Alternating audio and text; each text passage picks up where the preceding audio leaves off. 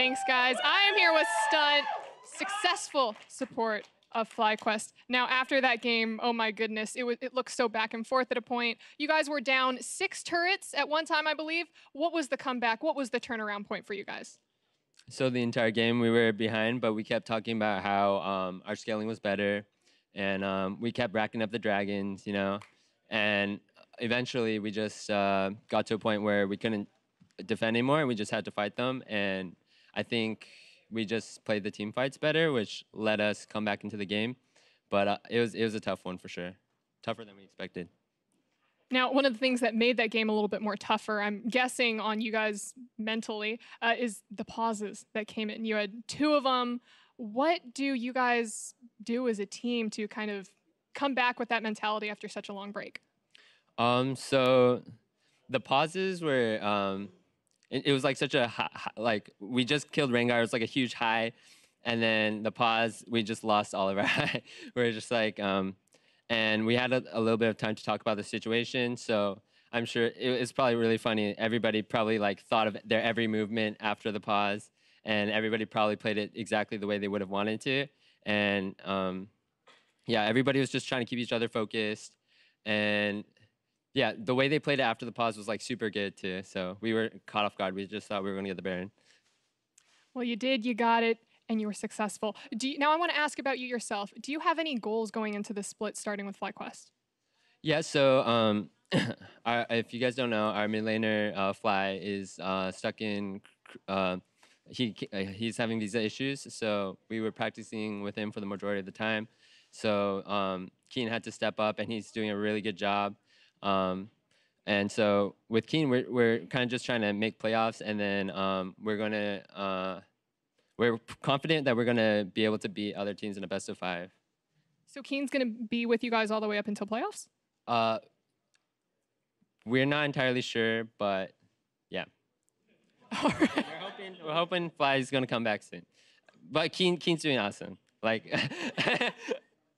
Well, good job. Congrats to Keen. Fingers crossed for Fly. Thank you so much for this interview. And to finish up the game here, let's hear from our analyst at the State Farm Analyst Desk. Thank you very much, Avli. FLyQuest, moving to 2-1. And I think actually something that we didn't talk about during those pauses was the effect that those pauses would have on FLyQuest. Yeah. We talked a lot about Golden Guardians having to deal with, you know, that break in time with the game kind of turning against them. But to Stunt's point, having just made that kind of game-saving, maybe game-breaking play, and then to have all that momentum sucked out from underneath you is equally as difficult a situation. Exactly, and we're in a world as well where we're talking about all these shot callers and leaders, and they put this FLyQuest team together, and they're not even with Fly, they're with Keen, and it's Flame and Onda, rookie jungler, Wild Turtle, and Stunt, but yet they're the team that has now pulled out 2 victories in very long, close games, and credit has to be given to them there. And they almost had to make the comeback twice, because before that pause, they successfully defended their bot inhib. Then they won a team fight in the top side, and then they pick off contracts, and you're like, okay, they're turning this game around, come out of the pause, and they basically have to win 2 more fights in the top lane again to come back into the game. So a very, very hard-fought victory. Absolutely, but good to see them succeed. I do want to take a look at one replay as we kind of fly through this since we had so much time to talk about it. During this pause is the final replay here, 46 minutes in around the Baron. Yeah, and this was FLyQuest actually forcing the Baron fairly hard, and because Contracts is squishy, he can't posture around the Baron. The Ornn ultimate buys time, but then it's still actually anyone's game. He makes it into the pit. What's interesting to note is it looked like he smote early, and now Contracts is no longer a participant in this fight. He's used his leap and not doing anything. And most importantly, Keen didn't die. He got really, really low there, but the front line of FLyQuest went in, supported him, made sure that he had room to breathe once he came out of that Zhonya's. And then Wild Turtle doing a great job this entire game of putting out a ton of damage, able to take down enough critical members of the team that now Onda goes on his kind of annoying duty, just making sure Maokai can't get back to defense. Around the map, yeah, so that they can actually end that game. And look at that gold graph, though. 8,000 gold lead by Golden Guardians before 30 minutes. So they will be kicking themselves if they were not able to pull a victory out of this one. So yes, FLyQuest did some really good fight forces with the Ornn that was unblockable based on Golden Guardians team comp to set up onto Zac ultimates, which were huge factors in those team fights, but Golden Guardians still had that huge lead. Let's keep talking about that guy. Onda stepped up huge to earn player of the game and joins 4 other members who earned that accolade today. Those 4 are Febivin, Hansar, Dardoch, and Ryu, but I do want to talk about Onda as a rookie jungler. Someone needs to start banning this guy Zac because he's a complete beast on it. The early game did not work out very well, obviously, but then in the team fights where they finally started winning these games, he basically obliterated the backline of Golden Guardians, landing onto high, holding his ultimate until high flashes, getting the Q on and pulling him back, then to use his ultimate. Those kinds of plays just show that he understands the champion very well. Remember when Febivin got a pentakill?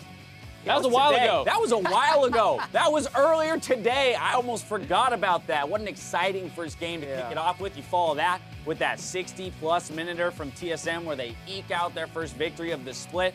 Dardoch on his new home in Echo Fox, 3-0 start for them. I mean, the NA LCS right now, not at all what I had imagined it would be, but exciting me even more so than I expected. And that Dardoch game with Echo Fox versus C9 was so back and forth the entire time. We focused a lot on Liquid Huni there, but a lot of great performances all around. Monster Terror ults out of Adrian. The whole team was playing very, very well that game, and Dardoch made sure to support Huni at the critical times. All right, well, as we wrap up the day, let's see how the teams stack up. Up in the top, only 2 teams remain undefeated, with 100 Thieves and Echo Fox sharing first place. Cloud9 Team Liquid, they dropped to 3rd alongside Clutch Gaming and FLyQuest.